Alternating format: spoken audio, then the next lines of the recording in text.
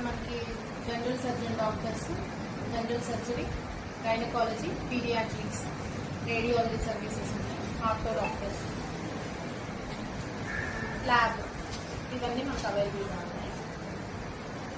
మనకి daily 600 around 600 వరకు OP వస్తుంది. ఒక 30 to 40 అడ్మిషన్స్ జరుగుతాయండి డైలీ. ప్లస్ సీజన్ టైంలో అంటే 800-900 ఖర్చు అవుతుంది ఓపీ.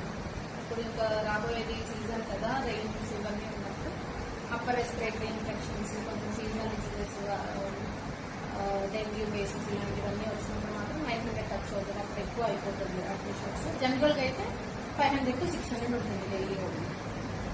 గైనకాలజిస్ట్ ఉన్నారు. డెలివరీస్ జనరల్గా వీళ్ళు ప్రైఫర్ ఓన్లీ నార్మల్ డెలివరీస్ అంటే unless it's an emergency we go to caesarean section, లేదంటే నార్మలే చేస్తాము. పీడియాట్రిషియన్స్ కూడా అవైలబుల్గా ఉన్నారు.